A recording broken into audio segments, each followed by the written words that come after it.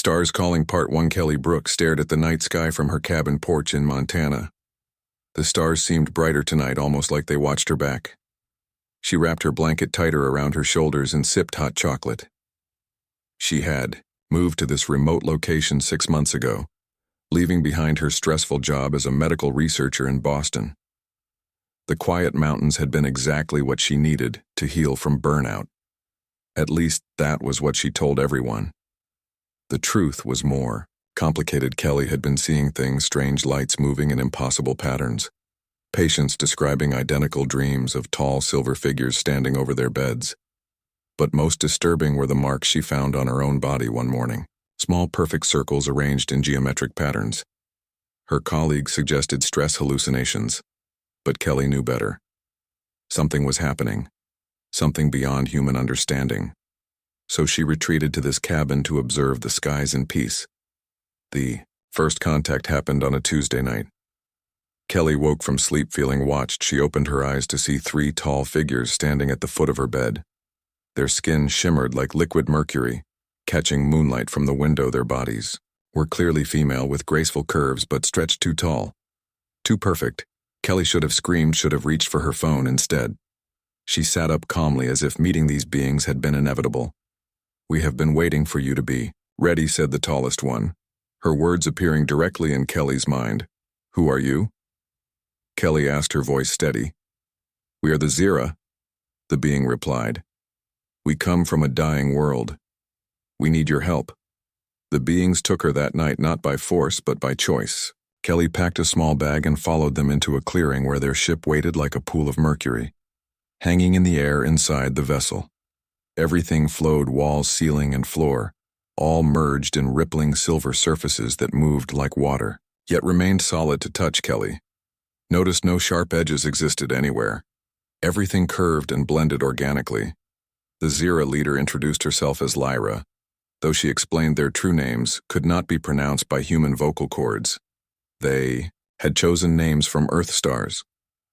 "We have brought others," Lyra said as they moved through corridors that formed ahead of them and disappeared behind like silver dreams.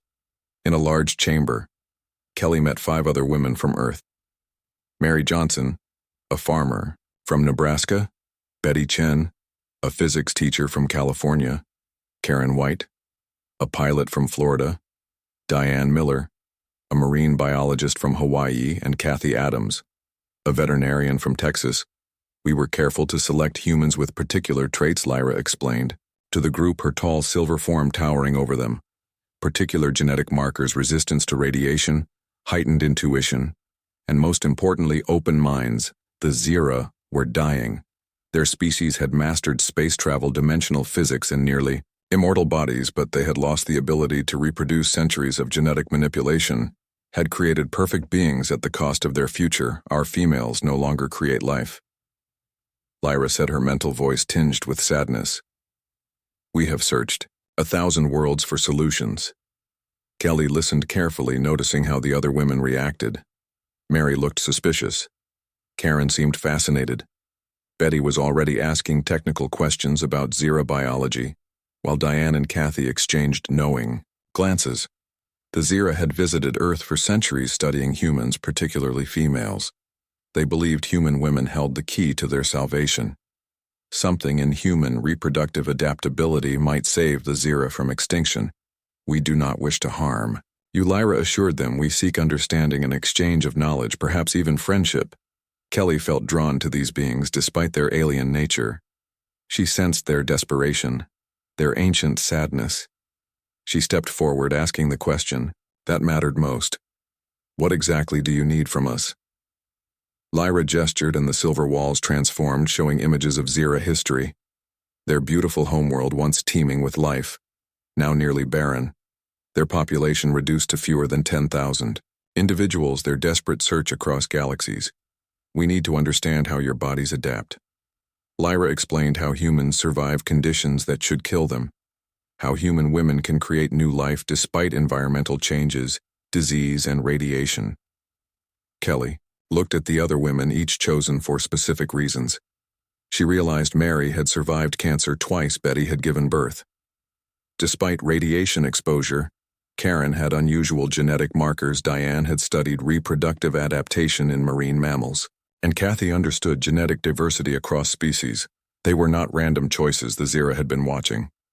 Planning for this moment, we will show you wonders beyond imagination, Lyra promised, if you help us understand what we have lost that night.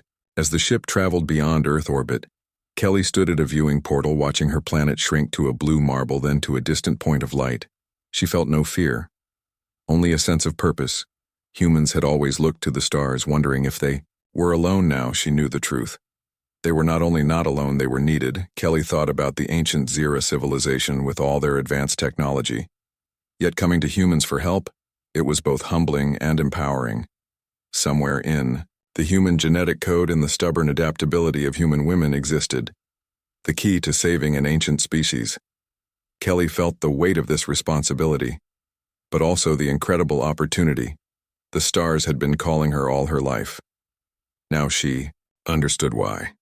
Stars Calling Part 3. The Araxis ship surrounded the Zira vessel, sleek predatory craft with sharp angles and red energy weapons targeting systems the opposite of the flowing organic Zira design.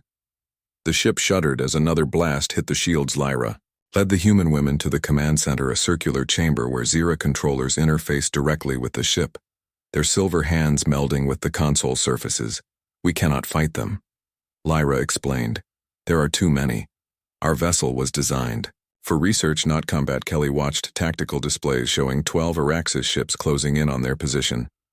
The Zira were remarkably calm, accepting what seemed inevitable defeat. Have you ever tried fighting back? Kelly asked. The Zira controllers looked confused. Our philosophy forbids violence, Lyra said.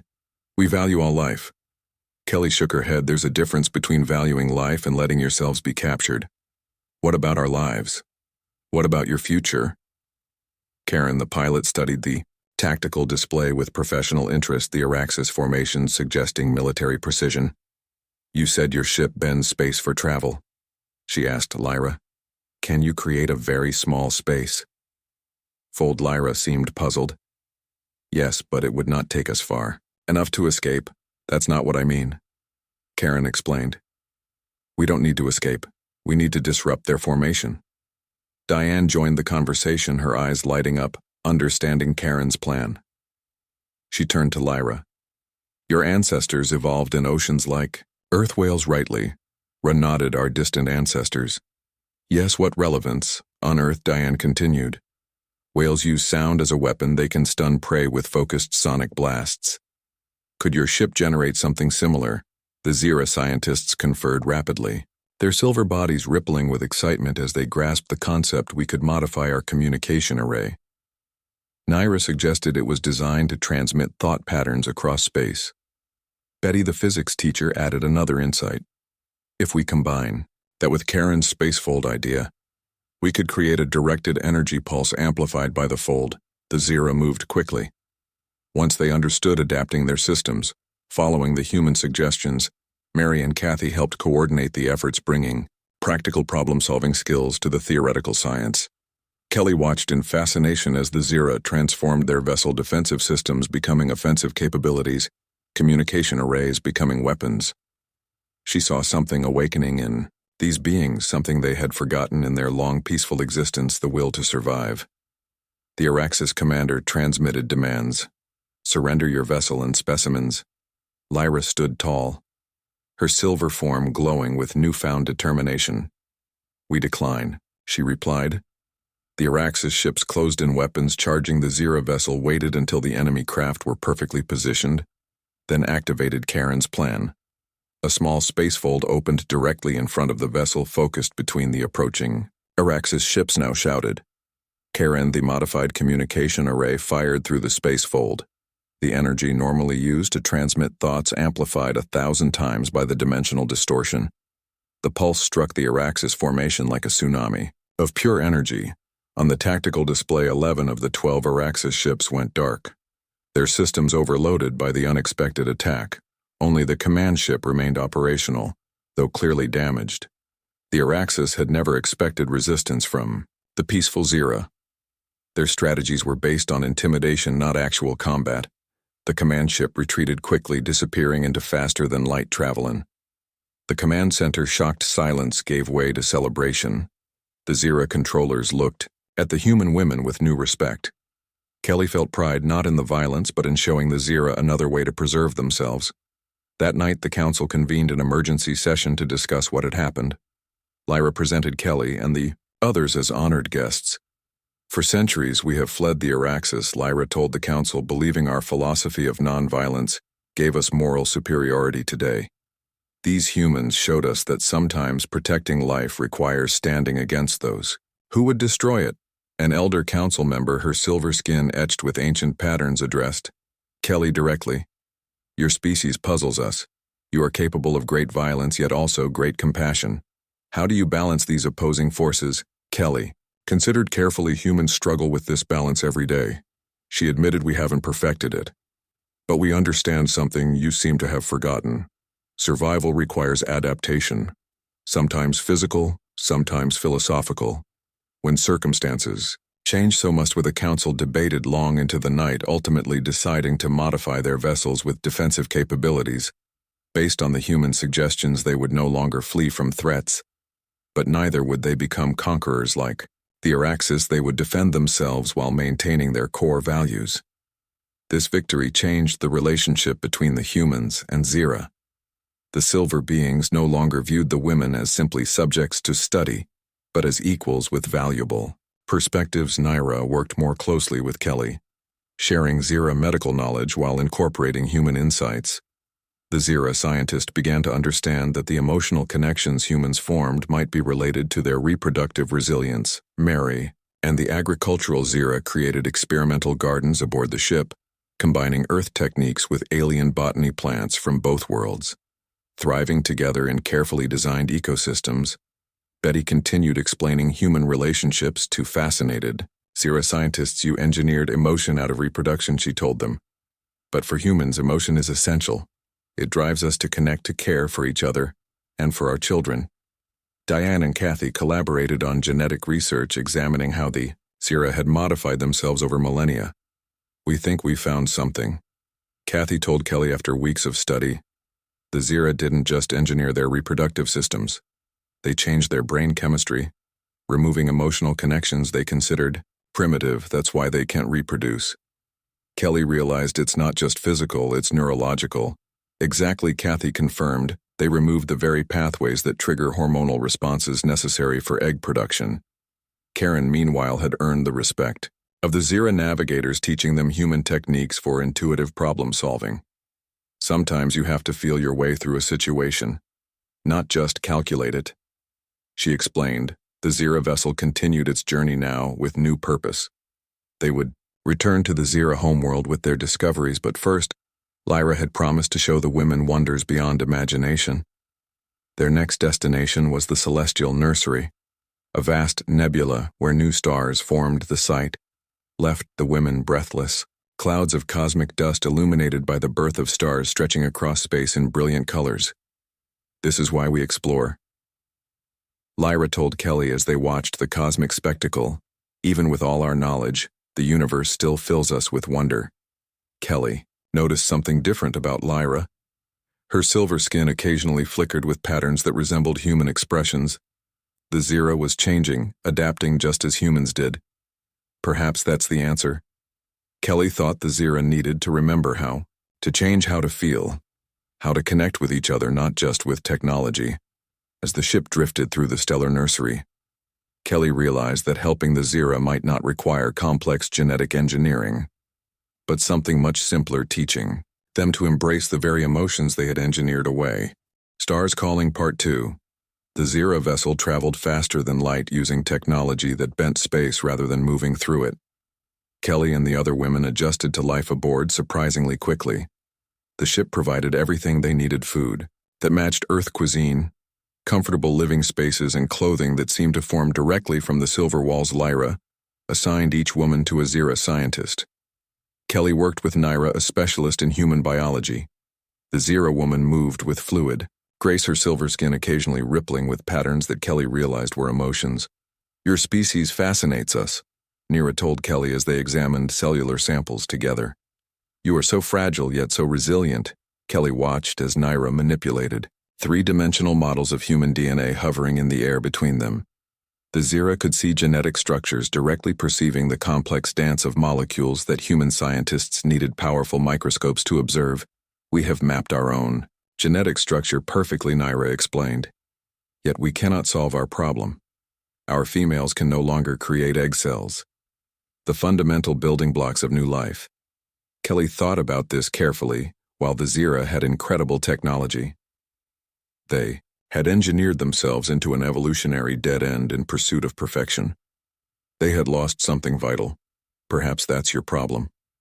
Kelly suggested you understand everything about yourselves, but understanding isn't the same as living. The human body isn't perfect, but it adapts, it changes, it evolves because of its imperfections. Naira considered this, her silver face unreadable, but Kelly sensed her interest. Meanwhile, Mary worked with Zira agricultural scientists. The farmer from Nebraska had survived drought floods and economic hardship. Her practical knowledge of growing things under adverse conditions proved invaluable to beings who had forgotten how to coax life from reluctant soil. Sometimes simple is better, Mary told her Zira partners as she demonstrated techniques for companion planting. You don't need fancy technology to work with nature instead of against it. Betty, the physics teacher, found herself explaining human reproduction to bewildered Zira scientists, despite their advanced knowledge of physics and biology. The Zira struggled to understand the emotional components of human procreation. It's not just biology. Betty explained, it's also connection, trust, and sometimes even love. These emotions affect hormone production, stress levels, and ultimately fertility. Karen, the pilot, worked with Zira navigators. Her experience flying through Earth storms gave her insights into spatial awareness that the Zira found remarkable. Humans navigated with imperfect senses, yet somehow developed intuition that machines could not replicate. Ayane, the marine biologist, studied Zira history, learning how their species had evolved from ocean-dwelling creatures not unlike Earth's cetaceans before moving to land. This evolutionary path fascinated her, providing clues to their current reproductive crisis. Kathy, the veterinarian, perhaps made the most startling discovery while examining Zira medical records. They made themselves too perfect. She told Kelly during their evening meal, the Zira eliminated all genetic variation, all mutations. They created a uniform species, but without variation, there can be no adaptation. Without adaptation, extinction becomes inevitable, as days became weeks. The women noticed changes in their Zira counterparts. The aliens began adopting human gestures, human expressions, even humor. The silver beings who had first appeared so alien now seemed almost like friends. Lyra brought Kelly to the ship's core, a vast chamber where a sphere of swirling energy pulsed like a heart. This is our greatest achievement, she explained. It extends our lives for thousands of your years. It powers our ships. It gave us mastery over matter itself. Yet you can't create new life, Kelly observed gently. Lyra lowered her head. Our ancestors believed immortality was more important than reproduction. They thought with unlimited time they could solve any problem. Kelly placed her hand near the energy sphere, feeling its warmth without touching it. Sometimes problems don't have technological solutions, she said. Sometimes the answer is to remember what you once were before all this technology. The Zira Council requested progress reports, but the women had little concrete to show beyond observations and theories. This created tension among some Zira who believed taking humans had been a waste of resources. We need results, not philosophy. One council member projected her thoughts sharply during a meeting. These humans offer nothing but primitive wisdom. Kelly stood her ground. Meeting the tall alien's gaze, we may be primitive by your standards, but we still have what you lost, the ability to change, to adapt, to create new life. Perhaps instead of studying us, you should be learning from us, Lyra supported Kelly's statement. The human women have shown remarkable insight into our condition. We must listen even if their ideas challenge our assumptions. That night a new crisis emerged. Alarms sounded throughout the ship. Red energy pulses replacing the usual gentle blue glow. Lyra rushed to the human quarters, her silver form rippling with what Kelly now recognized as fear. The Araxis have found us. Lyra announced. They have tracked our vessel. Who are the Araxis? Diane asked as the women gathered in the common area. They were once like us, Lyra explained, another advanced species, but they chose a different path. They believe all life should be controlled, cataloged, harvested. They see us as competition and you as resources. The ship lurched as energy. Weapons struck its outer hull, the Zira defenses activated, but Lyra looked grim. They are too many, she said. We cannot outrun them all. Kelly felt cold fear but pushed it aside. What do they want with us? The Araxes collect species, Lyra said, especially those with unusual genetic traits. They would consider you valuable specimens. Mary stepped forward. Her farmer hands clenched into fists. Well then, they better be ready for a fight. Because we don't plan on being anyone's specimens. Betty nodded in agreement. While Karen asked about weapons, do we have any way to defend ourselves? The Zira are not warriors. Lyra admitted our ships have defensive capabilities, but we avoid conflict. We have been running from the Araxes for centuries. Kelly looked at the other, women seeing determination in their eyes. The Zira, with all their advanced technology, had been running for centuries. Perhaps it was time for a different approach. Sometimes you can't keep running, Kelly said. Sometimes you have to make a stand. Stars Calling Part 5. 6 months after the humans' arrival on Irida. Significant changes had occurred. 30 young Zira females had developed reproductive capabilities, their neural patterns showing increased emotional responses. Music, art, and human friendship had awakened something long suppressed in the Zira mind. But opposition remained strong among conservative council members who feared these changes threatened Zira identity. They argue we are becoming less Zira, more human, Lyra told Kelly, as they walked through the botanical gardens where Mary had introduced earth plants that thrived in the alien soil. Kelly shook her head. You're not becoming human. You're reconnecting with parts of yourselves. Your ancestors engineered away the capacity. For emotion, for connection was always part of your species. The debate took on new urgency when sensors detected approaching vessels. Araxes ships, at least 30 of them, having tracked the humans across space. The Araxes had discovered Iridath. High Council convened an emergency session. The conservative faction advocating surrender. The progressive faction led by Lyra arguing for resistance. The humans were invited to advise. We face superior numbers.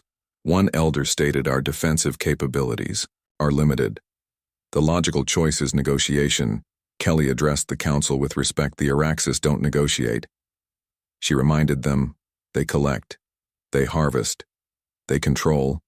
You would be specimens in their biological archives. Your technology would be confiscated. Your people would be enslaved. Mary, the farmer, spoke up. Sometimes the smallest creatures fight the hardest when threatened. Karen added her military perspective. The Araxes expect you to surrender because that's what you've always done. What if you do something completely unexpected? Betty, who had been studying Zira technology, suggested a bold plan. The Dome City's power systems could be modified to create a massive energy field, one that could disrupt Araxes targeting systems. Diane and Kathy proposed biological countermeasures using modified Zira communication technology to target Araxes neural systems. Their research into Zira brain function providing insights that could be weaponized. The council debated furiously, some members horrified at the aggressive strategy, others seeing it as their only chance for survival. Lyra and her faction eventually prevailed. The preparations began immediately. Kelly worked with Nira to coordinate the citywide defense, every Zira with technical skills contributing to the effort, the humans providing tactical guidance and innovative approaches. The very emotional connections the Zira had re-established now gave them strength, unity and purpose. As the Araxes fleet entered orbit, their commander transmitted demands. Surrender all human specimens and Zira research or face planetary bombardment. Lyra, standing before the full council, responded with unexpected defiance. We decline your offer, she stated simply, then signaled for the defense plan. To activate, the modified dome generators fired, sending electromagnetic pulses into orbit, disrupting Araxes targeting systems simultaneously. The Zira communication array broadcast specific frequencies designed to interfere with Araxes neural patterns, causing disorientation and confusion. The Araxes, unprepared for resistance from the traditionally passive Zira, found their advantage, neutralized their ship's weapons, unable to lock onto targets. Their crews experiencing severe neural disruption. The battle lasted 3 days. the Araxis attempting various strategies to overcome Zira defenses, each time the humans and Zira adapting their responses. The emotional connection between the species creating an intuitive problem-solving ability that pure logic could not match. On the fourth day, the Araxis fleet retreated. Leaving behind damaged vessels and wounded pride, the Zira had won, not through superior technology, but through cooperation, creativity and courage, qualities they had rediscovered. Through human contact in the aftermath of victory, the council balance shifted permanently. The conservative faction could no longer argue against change when that very change had saved their planet. The emotional reawakening among young Zira accelerated, with more females developing reproductive capabilities each week. 1 year after the humans' arrival, the first new Zira child in 3 centuries was born to Terra, the young female who had first regained reproductive function. The child, silver-skinned, but with subtle colors and expressive features, represented hope for the species' future. The High Council formally acknowledged what had become obvious. The Zira would survive by embracing controlled emotional expression, not by clinging to engineered perfection. They would maintain their technological advancement while reconnecting with their evolutionary heritage. Kelly and the other women were honored as saviors of the Zira species, offered permanent residence on Irida, and full access to Zira technology and knowledge. The humans faced a difficult choice whether to return to Earth or remain among the stars. "This isn't just about us now," Kelly told her friends as they discussed their options. "What we discovered here could change human development, to how to advance technologically without losing our humanity." Mary missed her farm, the soil of Earth, the changing seasons.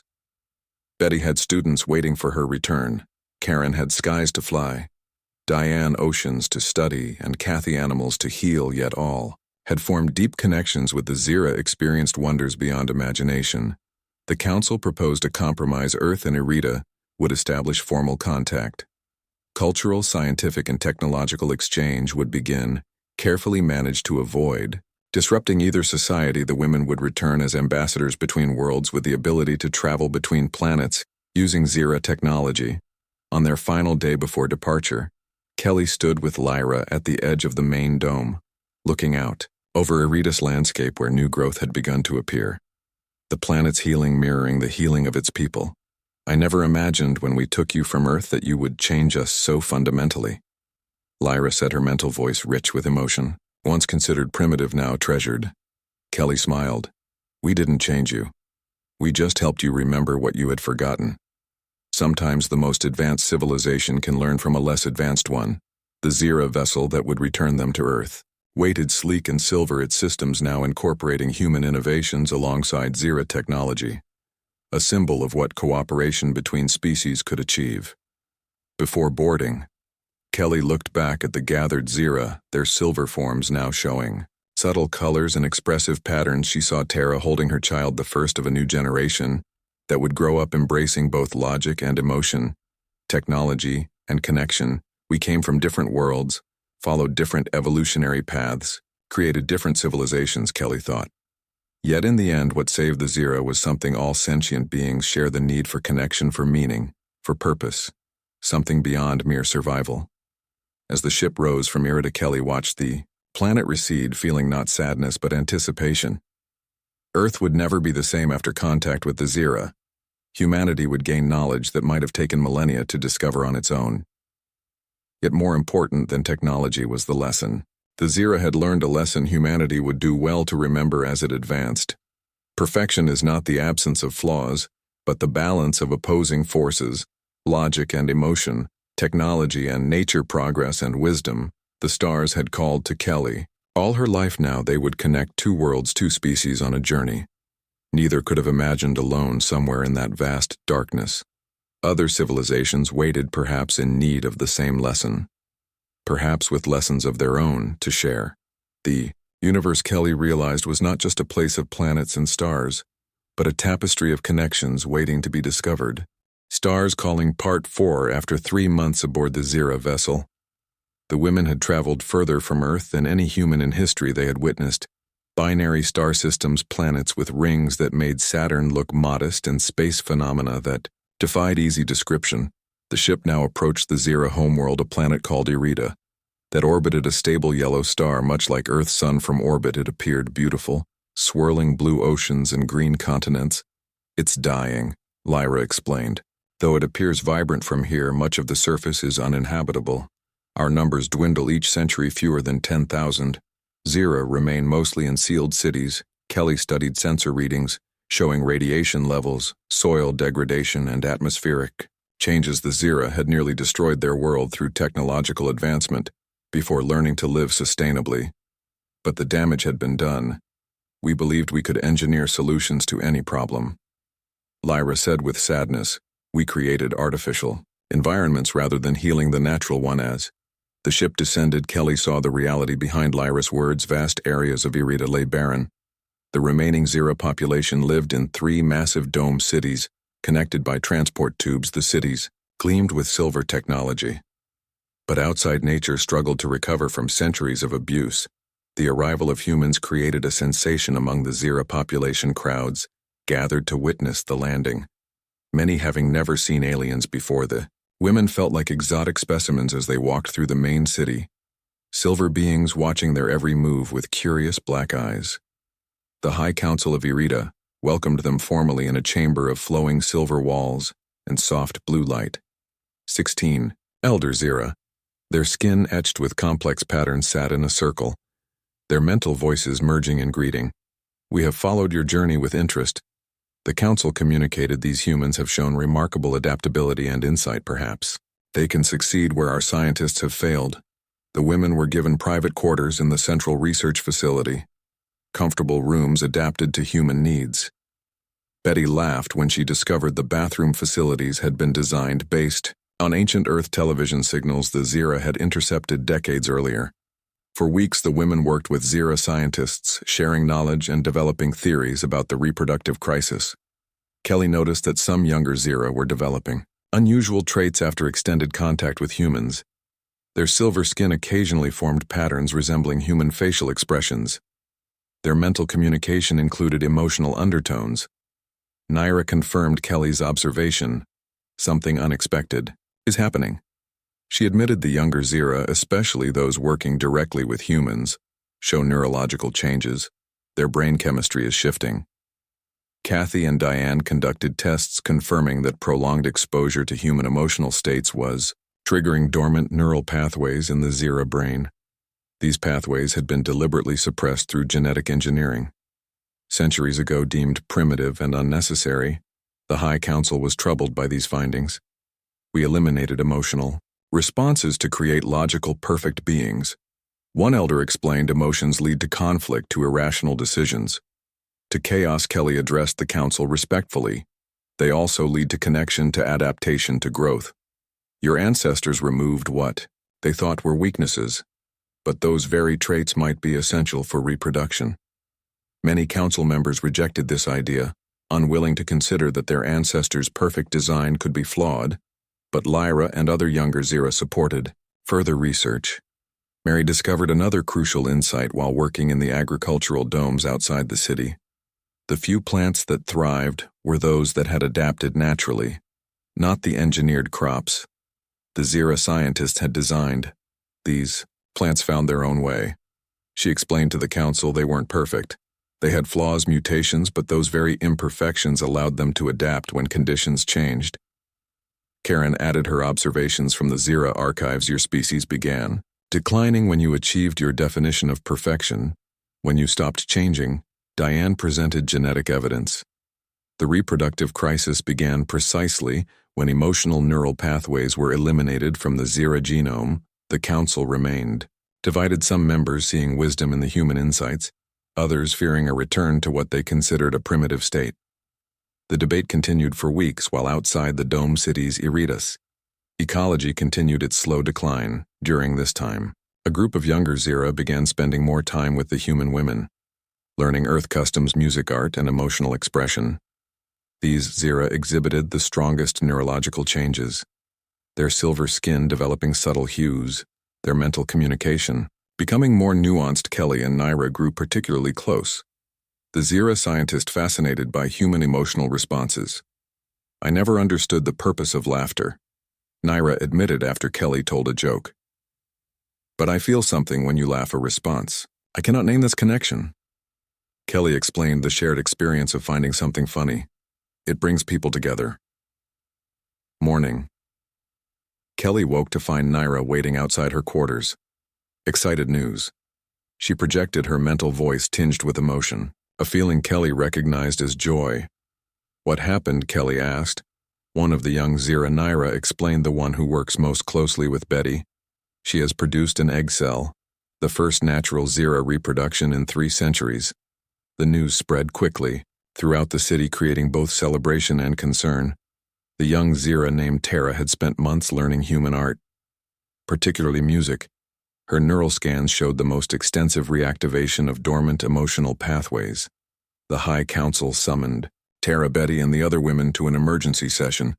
Some council members viewed the development as promising, while others saw it as disturbing evidence of contamination by primitive human traits. Kelly spoke passionately before the council. Your ancestors made choices they believed were right for their time, but circumstances have changed you. Face extinction if you cannot adapt. We admire your technology, your knowledge, your achievements, she continued. But perfection is static. Life is change, adaptation, evolution. The very imperfections you engineered away may be essential to your survival. Lee stood with Kelly, her silver form now subtly different, showing hints of color and more expressive patterns. Many of us agree, she told the council. We have observed these humans. We have felt the awakening of something long dormant within ourselves, something vital. The council remained deadlocked until Tara spoke, her voice soft but determined. I feel things now I never knew existed, she said. Music moves me, laughter connects me. I dream when before I only processed information. I believe these changes saved my life, not threatened it. Tests confirmed that Tara's egg cell was viable. Her neural pathways showed significant reactivation of emotional centers, proving a direct connection between emotional expression and reproductive capability. More young Zira began showing similar changes, especially those who embraced human art, music, and emotional expression. The council reluctantly authorized expanded research into neural reactivation. Kelly realized the Zira were at a crossroads. Their society divided between those who clung to engineered perfection and those who saw hope in embracing change, in reconnecting with their emotional heritage. You don't have to choose between technology and emotion, Kelly told Lyra as they watched the sunset from the edge of the dome. You can have both the wisdom of advanced science and the wisdom of the heart.